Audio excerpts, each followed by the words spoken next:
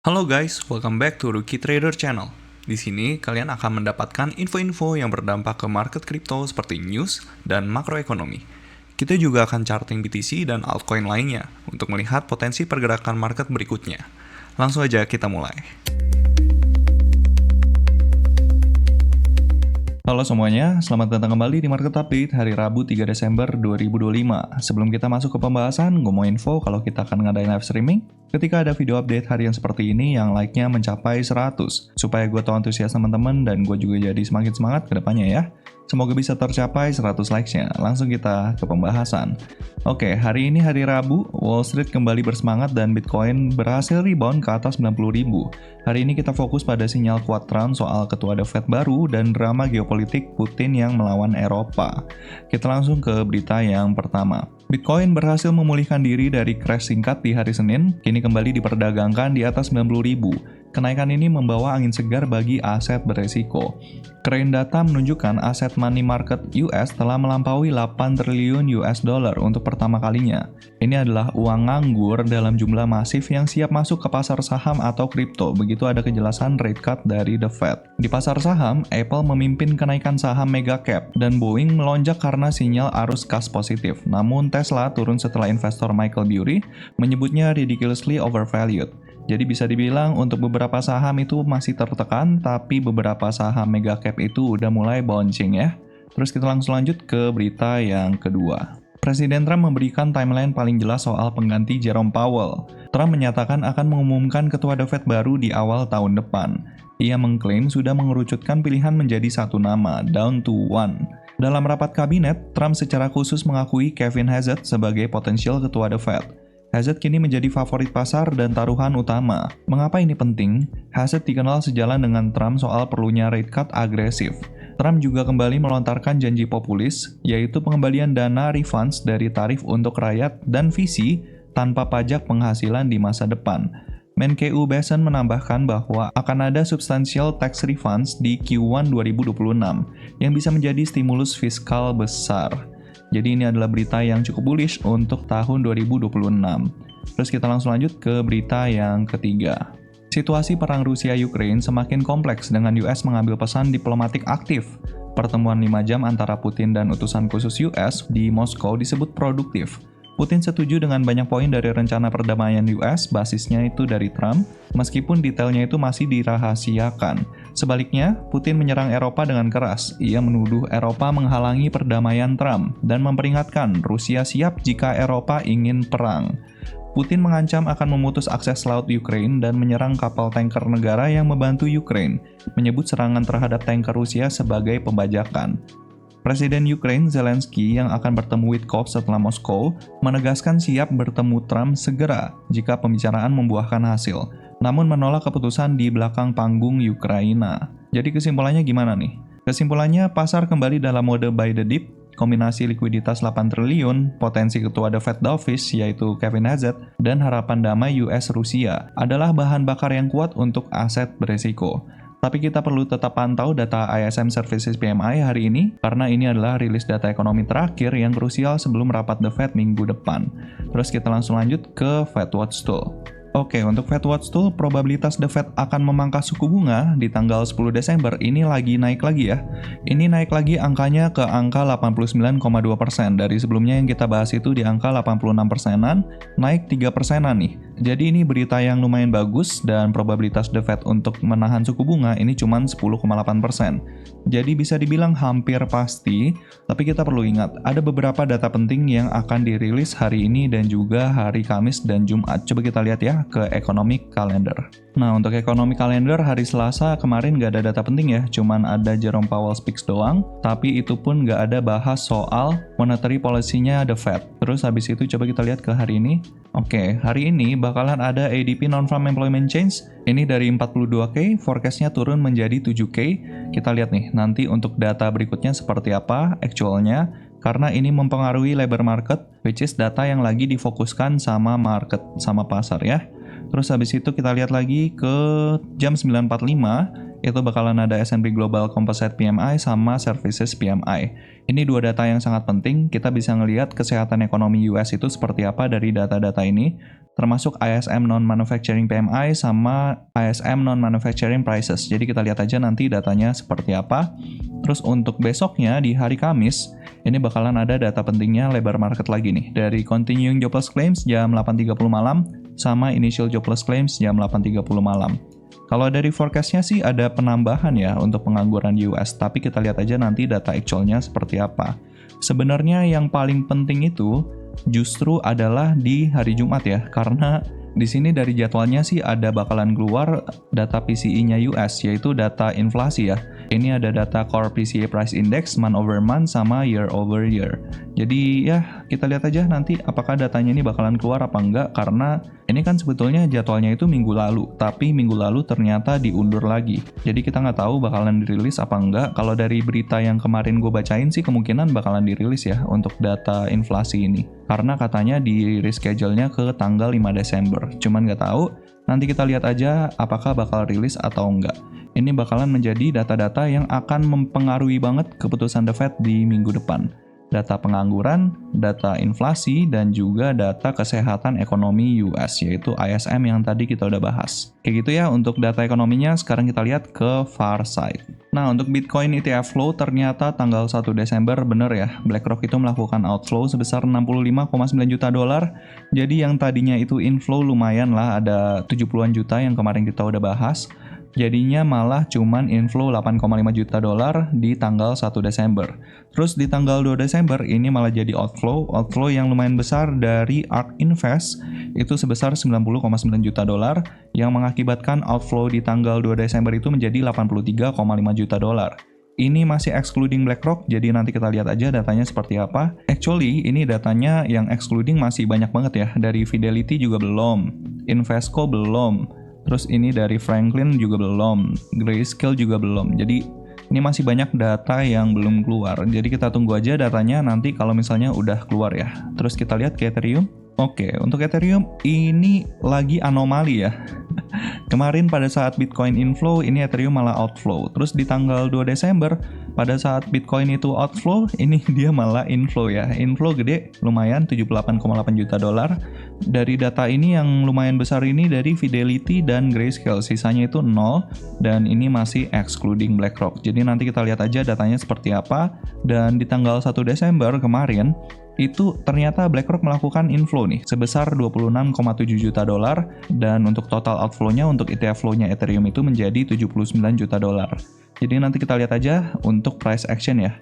Kalau misalnya dari ETF flow ini bisa dibilang membaik, tapi nggak baik-baik banget ya, karena inflow-nya itu kecil, belum bisa kayak switch sentiment itu jadi bagus gitu. Walaupun di sini Ethereum secara inflow ETF ini lumayan bagus karena sudah 5 kali berturut-turut dia inflow sejalan sama stocks-nya US, terus baru di tanggal 1 Desember itu dia outflow, dan di tanggal 2 Desember ini inflow, cuman ini masih excluding BlackRock, jadi nanti kita lihat aja data berikutnya seperti apa. Seperti itu untuk ETF flow, sekarang kita langsung lanjut ke pembahasannya chart. Kita mulai dulu dari Nasdaq.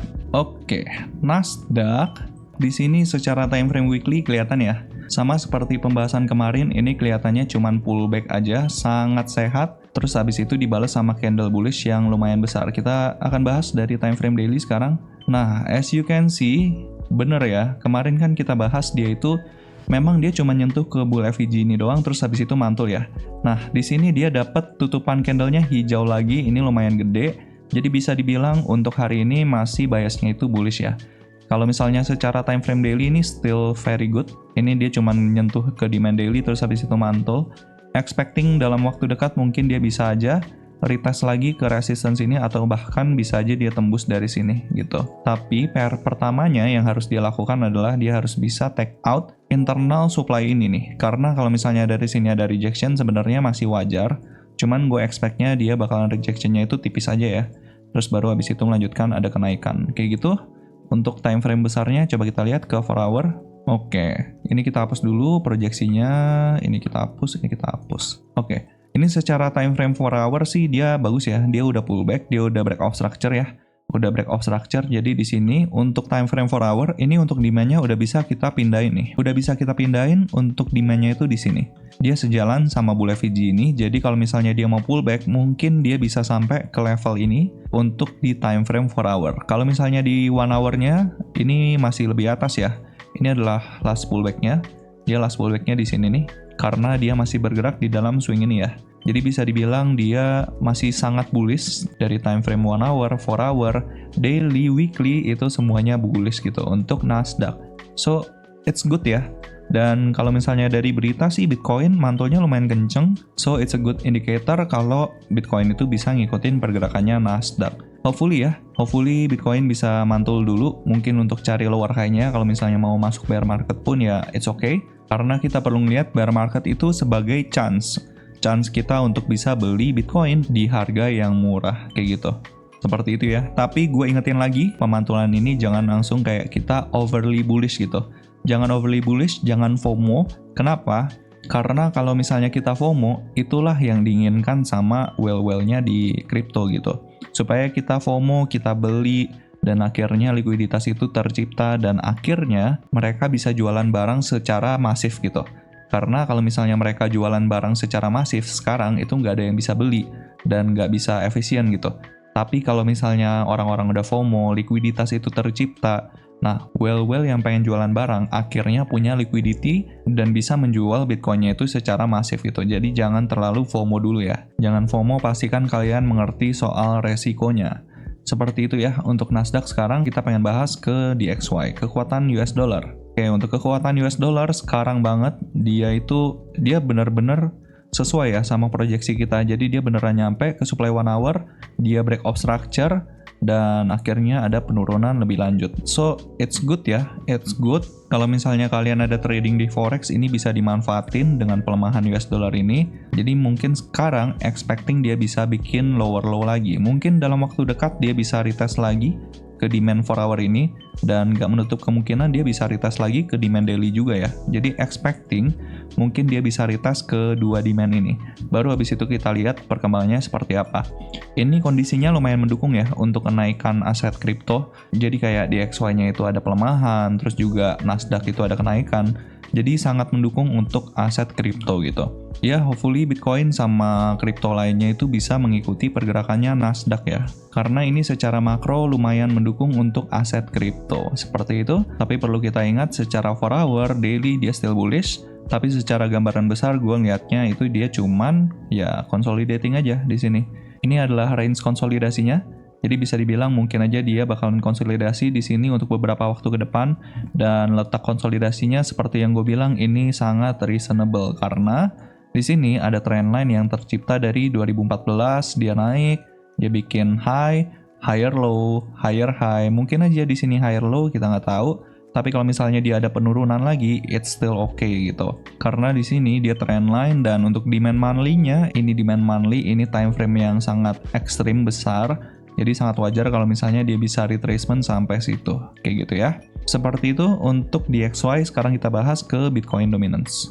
Oke, untuk Bitcoin Dominance coba kita lihat ke daily-nya. Secara time frame daily, di sini dia still bullish, ada kenaikan. Kenaikannya itu udah dari 26 November, jadi sangat wajar kalau misalnya dia ada kenaikan.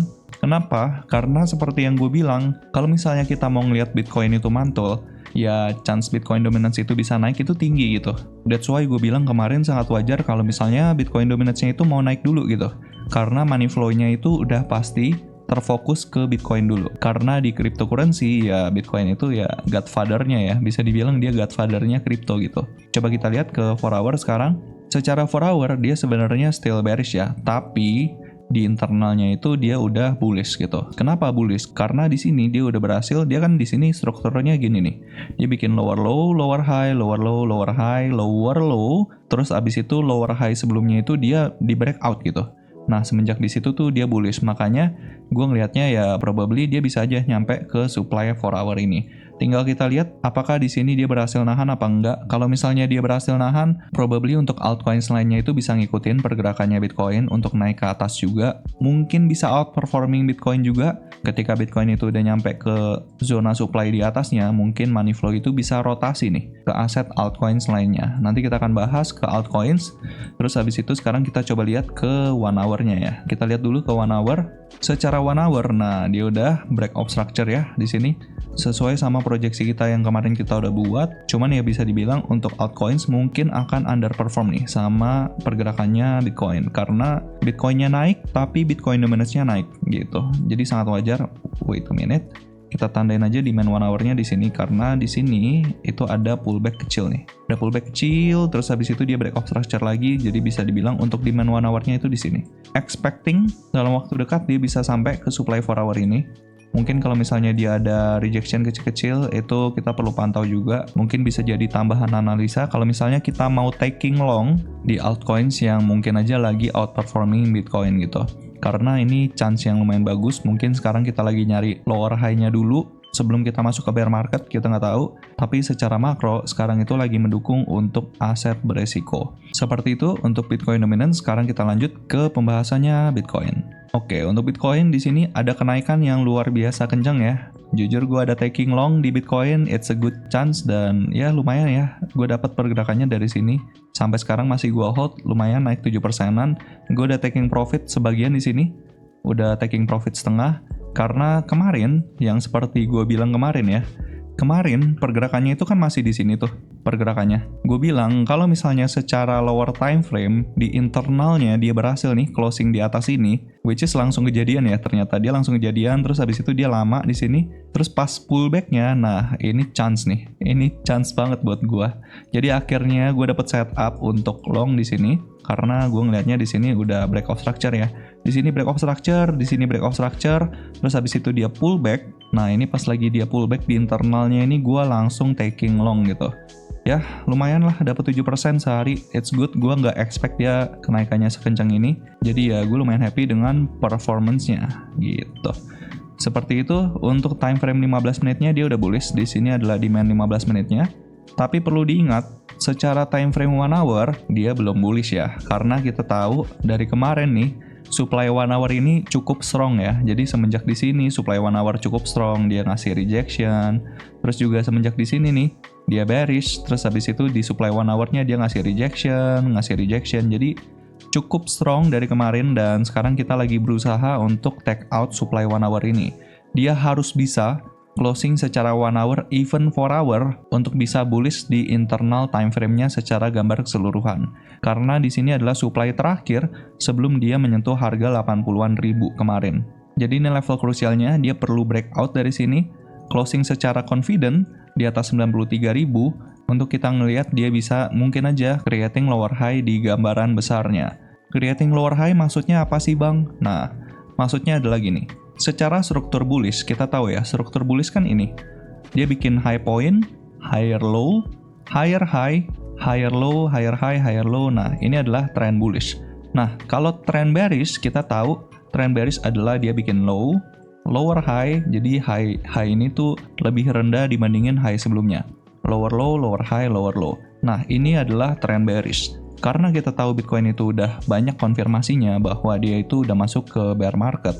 Nah, makanya gua lagi mencari. Kalau misalnya bear market kan trennya itu bearish. Ya otomatis berarti strukturnya adalah low, lower high, lower low, lower high. Nah, bisa dibilang ini adalah struktur minornya nih. Gue lagi mencari struktur majornya setelah dia MSS2 bearish di sini nih. Di sini dia MSS2 bearish, gue lagi menunggu struktur. Nah, untuk struktur majornya dia perlu inducement dulu. That's why untuk mencari lower high-nya ya kita perlu take out seenggaknya supply di time frame kecilnya dulu. Seperti itu. Makanya sekarang lagi mencari lower high-nya. Kalau misalnya dia berhasil nih untuk take out supply di 1 hour ini, besar kemungkinan kita lagi mencari lower high di major structure-nya gitu. Seperti itu ya. Makanya sekarang kita lagi menunggu nih, apakah dia berhasil untuk take out supply 1 hour ini. Kalau misalnya dia berhasil, level yang perlu banget kita pantau adalah zona 100.000. Kenapa? Karena di sini adalah psychological number 100.000. Di sini juga adalah area equilibrium yang kita udah bahas di sini. Kalau misalnya di sini dia beneran inducement, kita tarik Fibonacci dan ketemu 50% retracement-nya itu di sini juga. Terus dia juga merupakan zona SNR karena di sini sempat menjadi support dan mungkin aja di sini bisa menjadi resistance gitu. Nggak menutup kemungkinan kalau misalnya dia bisa tembus juga dari area sini. Cuman expecting nggak langsung ya, mungkin akan ada channeling dulu atau seperti apa. Dan untuk zona berikutnya ada di supply 4 hour ini. Ini zona yang krusial banget nih, di angka 104.600 sampai 107.470. Di sini zona supply 4 hour-nya, mungkin kalau misalnya mau liquidity sweep mungkin bisa sampai SNR ini, cuman gue nggak mau overly bearish ya. Tinggal kita lihat nanti di lower time frame-nya. Kalau misalnya lower time frame-nya, internal structure-nya itu dia udah menunjukkan tanda-tanda exhaustion, terus juga dia reversal secara time frame 15 menit mungkin, 1 hour mungkin. Nah, itu kita udah perlu hati-hati gitu ya. Untuk risk management-nya seperti itu. Mungkin kita bisa exit secara parsial di sini di 100.000, terus untuk exit berikutnya mungkin bisa di supply 4 hour ini. Baru habis itu kita tunggu apakah di internalnya dia berhasil back to bearish. Kalau misalnya dia berhasil back to bearish, nah mungkin kita harus out 100% ya. Seperti itu, not financial advice, do your own research. Di sini letak mantulnya sangat reasonable karena pertama dia nyentuh ke area 79%. Ini adalah zona area retracement 79%. Dari swing yang mana nih? Dari swing yang ini ya. Jadi swing yang ini kita tarik Fibonacci-nya dan ketemu area retracement 79%-nya itu di sini gitu. Jadi sangat reasonable dia bisa mantul dari area sini. Kalau misalnya dia mantul dari area sini, mungkin kita bisa pakai Elliott Wave Theory nih. Di sini kalau misalnya dia udah selesai wave count-nya mungkin kayak gini ya. Ini kan penurunannya kayak gini nih. Ini wave 1, wave 2, wave 3, wave 4, wave 5. Nah mungkin kayak gini nih wave count-nya. Kalau misalnya kayak gini udah selesai, terus habis itu sekarang dia lagi retracement untuk cari lower high-nya secara time frame besar, mungkin dia ini adalah wave A, wave B, mungkin wave C. Nah, coba kita cari ya, wave C-nya sampai mana gitu. Kita hapus dulu, karena pasti kalian pusing ya. Aduh bang, banyak garis pusing. Coba kita cari sekarang, wave C-nya. Wave C-nya bisa sampai mana nih? Oke, wave C-nya ini serem ya, krusial banget nih. Area 100.000 tuh krusial banget guys. Untuk wave C-nya bisa sampai ke 99.000 sampai 100.000. Untuk 2,272-nya bisa sampai 105.000. Jadi ini benar-benar sejalan ya sama analisa kita tadi ya. Jadi untuk target penguatannya, kalau misalnya dia beneran retracement, pertama ada di zona sini, 99.000 sampai 100.000. Terus untuk target berikutnya, itu ada di area 105.800. Jadi tinggal kita lihat apakah dia beneran nyampe nih sampai sini. Kalau misalnya beneran nyampe sini sih gue bakalan claim ya. Gue bakalan claim masukin short, kasih edit jedak-jeduk. Bercanda ya guys, bercanda. Gue nggak mau overclaim. Nanti kalau misalnya salah dihujat. Oh wait a minute, ini gue salah naruh. Oke. Nah, zonanya ada di sini ya guys. Untuk moderate-nya ada di 99.190-an sampai 100.560-an. Terus untuk zona berikutnya ini ada di 105.800 sampai 106. Ini adalah zona yang sangat krusialnya. Kalau misalnya di sini tembus mungkin akan targeting ke sini, mungkin bisa sampai 107.900, kita nggak tahu. Terus untuk zona yang overly bullish-nya itu bisa sampai 116.000, cuman menurut gua unlikely. Dan untuk berikutnya ini very unlikely sih. Jadi ya tinggal kita pantau apakah dia berhasil untuk ke zona-zona sini atau enggak. Kayak gitu ya. By the way, untuk Elliott Wave itu sangat subjektif, jadi kalian jangan jadiin patokan untuk Elliott Wave teori ini, karena setiap gambaran wave count untuk setiap orang itu beda-beda gitu. Kalau misalnya gue analisanya seperti ini, mungkin orang lain yang mengerti Elliott Wave teori itu juga bisa beda gitu. Wave count-nya bisa beda, terus target tujuannya juga bisa beda, kayak gitu. Ini gue biarin aja untuk wave count-nya, mungkin gue kasih gambar kayak gini ya. Mungkin dia bisa gini, ini A, B, mungkin bisa sini, atau mungkin bisa sini. Kayak gitu untuk Bitcoin, lumayan seru ya bahas Bitcoin kalau misalnya Bitcoinnya bullish. Tapi kalau misalnya bearish, kita bahasnya sedih. Soalnya altcoins-nya pada turun juga. Oke, kayak gitu untuk Bitcoin. Sekarang kita bahas ke Ethereum. Oke, untuk Ethereum pun sama ya. Dia lagi ada di supply 1 hour ini. Tinggal kita lihat apakah dia berhasil untuk take out supply 1 hour ini. By the way, gue nggak ada posisi apa-apa di Ethereum karena gue ngelihat Bitcoin dominance-nya itu lumayan strong ya pergerakannya. Plus dia juga nggak ngasih konfirmasi apa-apa. Di sini dia nggak ngasih konfirmasi, terus dia langsung mantul aja naik ke atas, nggak ada bikin higher high, higher low dulu, jadi ya bisa dibilang ini pergerakannya one push aja gitu, nggak ada pullback. Jadi nggak ada ngasih kesempatan kita untuk masuk nih. Secara structure, di internal structure-nya itu dia udah back to bullish di sini. Dia udah back to bullish, cuman di sini belum ada pullback ya. Di sini nggak ada pullback, jadi kayak dia one push aja ke atas semenjak dia MSS to bullish di sini. Dan ya, yang paling penting kita pantau adalah struktur 1 hour ini nih. Kalau misalnya dia berhasil closing secara confident di atas 3060, baru kita bisa bilang kalau misalnya dia itu ya mungkin aja ada chance dia bisa naik untuk beberapa waktu gitu. Target penguatannya di mana? Mungkin kita coba carinya sama kayak Bitcoin tadi ya. Kalau misalnya dia wave turunnya itu udah selesai, mungkin wave turunnya seperti ini ya. Ini adalah wave 1, ini wave 2, ini wave 3, ini wave 4. Oke, ini bisa wave 4, ini wave 5. Mungkin bisa seperti ini. Kalau misalnya dia udah selesai, wave turunnya seperti ini, sekarang kita bahas ke ABC correction wave-nya ya. Ini mungkin A, B, dan C-nya coba sekarang kita cari wave C-nya. Kalau misalnya dia beneran breakout ya. Kalau misalnya belum breakout, ini analisa kita yang di sini itu sama sekali nggak berguna ya. Jadi tinggal kita lihat apakah di sini dia beneran bisa breakout apa enggak. Dan target penguatannya, nah kelihatan langsung nih. Target penguatan pertama 3.356 sampai 3.415. Target penguatan berikutnya ada di zona supply 4 hour ini. Jadi balik lagi, supply 4 hour ini sangat krusial ya. Di Bitcoin maupun di Ethereum, zonanya ada di angka 3556 sampai 3658. Mungkin kalau misalnya sampai sini, boleh pertimbangkan untuk close posisi atau exit secara parsial gitu.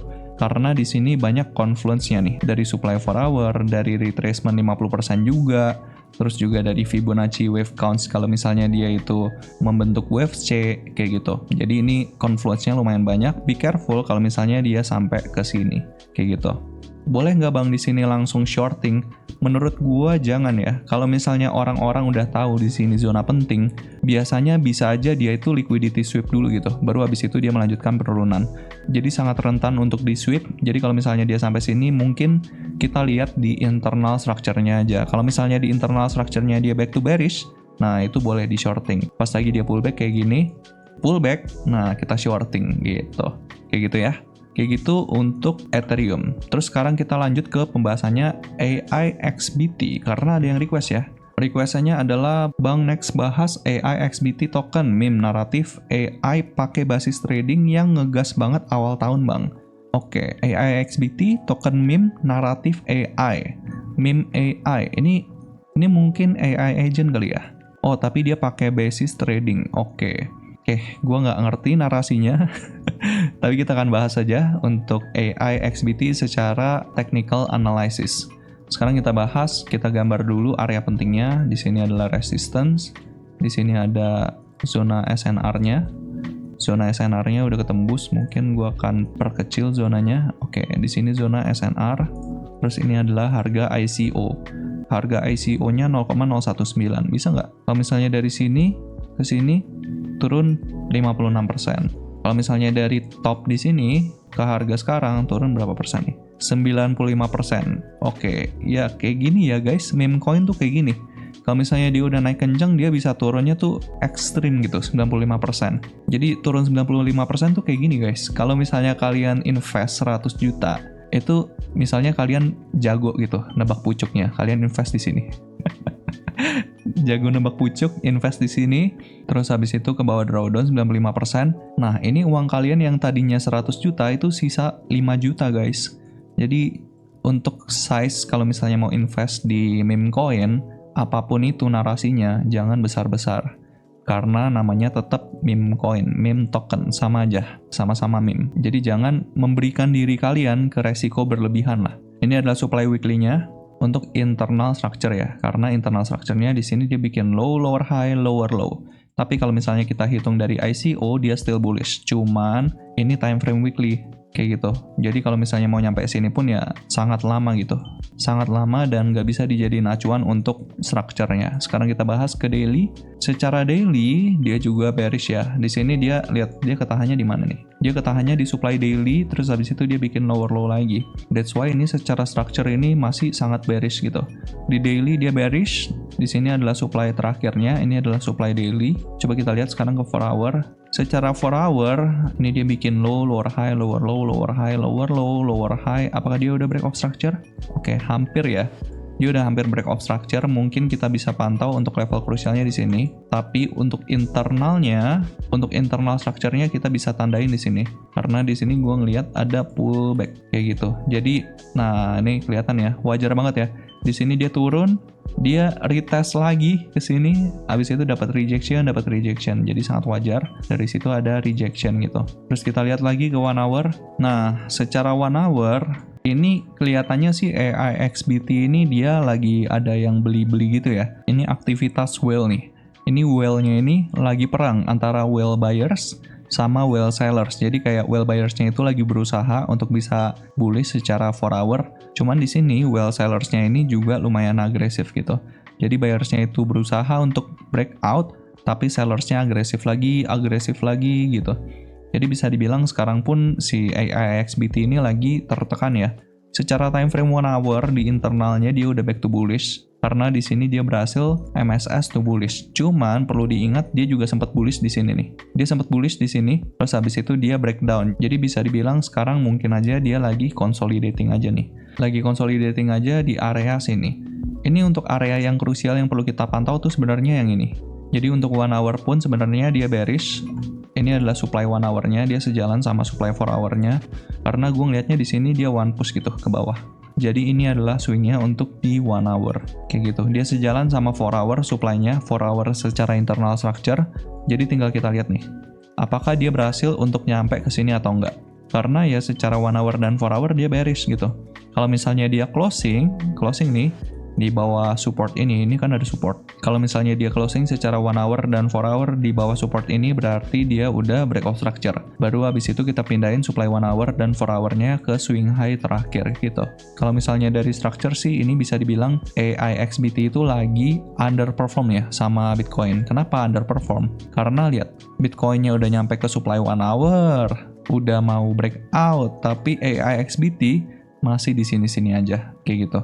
Jadi be careful, kalau misalnya mau ditradingin gimana bang? Menurut gue sih ini bagusnya di short ya, karena secara structure pun kelihatan gitu dia bearish. Dari gambaran besar, dari time frame kecilnya dia juga bearish. Walaupun di sini lagi konsolidasi, tapi chance dia bikin lower low itu sekarang lebih besar gitu dibandingin dia reversal ke atas kayak gitu ya. Which is juga sejalan sih sama altcoins lainnya tuh banyak banget yang kejadiannya seperti ini. Jadi sangat wajar kayak gitu ya.